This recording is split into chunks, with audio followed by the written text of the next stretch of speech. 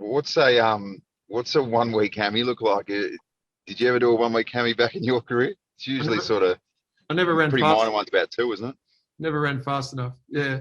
No, Chelsea actually had a similar thing in 2019, and came into, I think it was round two, and she was and it's a bit similar this week, although we probably made the call a little bit earlier this week, whereby we probably could have pushed it and left it right until the death knock. But so as I say, in 2019 she did have a very similar thing and missed one game, but we'll wait and see. Mate, in terms of the rest of the squad, how are you shaping? I suppose with the start that you've had, is it a case of just more of the same? Yeah, so we have got some change this week. So obviously we've mentioned Chelsea. We've got a few issues with health and safety protocols through COVID, so that'll force some change. And we've got Caitlin Gould, who's part of in the sort of 12-day concussion protocol. So 3 changes at least. And yeah, obviously the team will come out soon. But so it's a good challenge for us. We've sort of talked about the depth of the squad and that we were really comfortable that we've got a lot of players who are ready to go. But I guess now we'll find out. So we'll see some players out there this weekend who haven't played yet. And clearly one of the challenges of AFLW at the moment is, those players haven't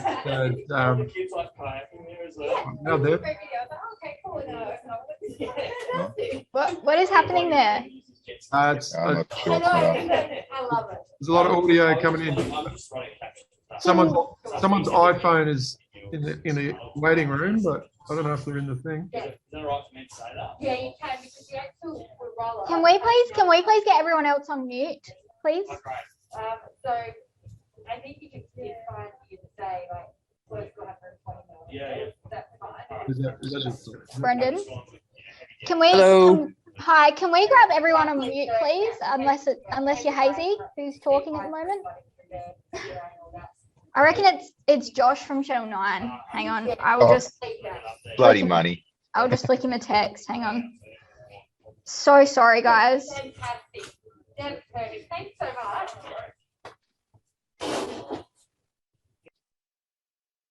There we go. It stopped. the joys of technology? Yeah. Anyway. I think Okay. we're talking about the team. Yeah, so the 3 that are coming in, it'll be their first game, 3 or 4 or however many it is. We'll find out soon, but let's say 3. And one of the challenges is, obviously at the moment, the SANFL footy hasn't got underway, so they're coming in without games under their belt. But their training form's been really solid, so they're as well prepared as they possibly can be. And it's that sort of season where you're going to have to be ready to adapt and overcome some challenge. It's this is the first sort of incident where you've been touched by COVID, and how? Yeah, no, we've had a few issues, as everyone has. Our players have been doing an amazing job in terms of risk minimisation, but we've had players unavailable. But this will be the first time that someone in the side is coming out of the side on the basis of the health and safety protocols, which obviously include being a close contact, which is a bigger issue for us here in South Australia because the rules are different, and so it's a 15-minute face-to-face exposure as opposed to interstate where you're looking at 4 hours. So that's something we're really conscious of, obviously, because we're trying to keep our players on the park, but at times, those situations are unavoidable. Is there a confidentiality thing to it, or will that come out in the teams, or? Yeah, well, anytime it's in relation to someone's medical situation, I'm certainly really reticent to speak on anyone else's medical records, and it's kind of the club position as well. But it's part of society now. It's no huge deal. It's just probably just trying to be respectful of that, mate. Beautiful, mate. I'm good. Thanks, Danny. Thanks, Doc. Cheers, mate. See ya. Liz from the Tizer, please. Hi, Doc. Thanks for your time. Dana Cox, I've noticed she hasn't had a game yet. Is that an injury concern, or is that just trying to slip her back into the team? No, that's certainly an injury issue. She had a minor clean out of her knee in about 2 weeks ago now. So she's working back from that.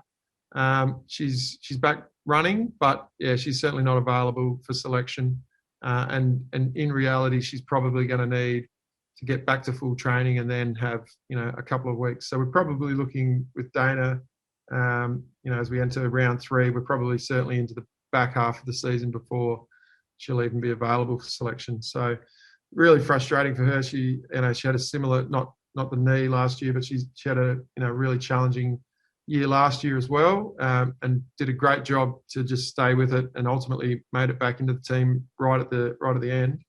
But unfortunately, she's going through a similar situation this year. With 3 changes at least being forced this week, do you think we might see one of your new recruits, a debutante at all?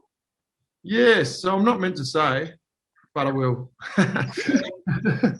So we'll have one debutante. So Abby Ballard will debut for the club, which is exciting.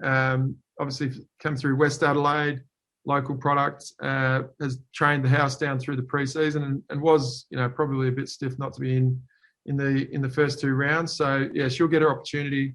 A great left foot kick, a real ball hunter. She can play through the midfield. She'll probably play forward initially for us, but long term, she'll be a midfielder for our club, which is great. And with Caitlin Gould out, are we likely to see someone like Jasmine Hewitt? I don't think she's played a game for your club since 2018, if I've got that right. Yes, obviously, Jazz headed up to the Gold Coast after, was injured through 2019 and then headed to the Gold Coast in 2020. But yeah, she's back with us. And yeah, we've got a decision to make there in terms of the ruck role. West Coast play one traditional ruck and then sort of pinch hit with Gilmore, who's one of their forwards. So yeah, we've just got to decide whether we go with the 2 ruck model or stick with maybe just one. So to be confirmed, Liz, but you don't have to wait too long. Yeah, that'll be good. And just with the COVID case in your side, are you concerned that might have a domino effect over the coming weeks with other players? So we've obviously seen the Bulldogs haven't played for a couple of weeks now. Is that a real concern for you? Oh, I think it's a concern for everyone. But what I would say is we've got really good controls in terms of our protocols around the club. Probably the issue is more the players away from the club and having to go to work and, interact in the community. Once they're at the club, rapid antigen every time they show up, and then, masks indoor. We're doing everything we can, but clearly there's risk just with the nature of the disease and the fact it's so widespread. So yeah, there's some concern there, but I guess we're doing everything we can to avoid that situation. Oh, fingers crossed. And then just heading to Victoria to play West Coast. That's an interesting situation for you. Yeah, no. Obviously they've had to relocate because of the border situation, which is topical again today. But in terms of our once again in relation to the COVID situation, we're sort of taking a day of game flight. We're going to be basically flying in, heading straight to the ground, going and get a quick feed afterwards, but once again in a contained environment. And so I think from the time we get to the airport to the time we get back will be under 12 hours. It's very much hit and run mission. So we're trying to obviously want to perform really strongly, but we're also there's a little bit of risk minimisation in that approach as well. Oh, that's amazing! 12 hours. Good luck with that. Thanks. I'll pass over to someone else. Thanks, Doc. Thanks, Liz. Cheers. Channel 10. Good afternoon, Doc. I was just wanting to get your reaction to comments I've just been passed from West Coast coach Michael Pryor, declaring, because they're the only club that doesn't have a Pride Guernsey, that the topic as itself is we've done the Pride stuff to death. So he's been quoted as saying, I've got a simple view. That's not my role. I talk about footy, not what we're wearing. I think we've done the Pride stuff to death, to be honest. I want to talk about footy, not the jumper. Could I just get your reaction to that, please? Oh, everyone's entitled to their opinion, is my reaction. But I'm really comfortable with the fact that we've got a Pride jersey. that our players will wear it with pride, and that we're representing a sector of our community that's really important to us. So I've got no issue. I think we can do more of it. Would be my view, and but everyone's entitled to their opinion. And sorry, I missed the start of this with the 3 changes. Was there an update on Chelsea Randall at all? Yeah, we've covered that. Chelsea won't play. She's out. Is it a 1 week thing, or is it, what's the sort of diagnosis? Yeah. No, well, you never know, but that's our hope. But obviously, it's at the lower end of the scale, so she's certainly a chance to be available next week. But that'll obviously play out over the next 7 days. Thank you.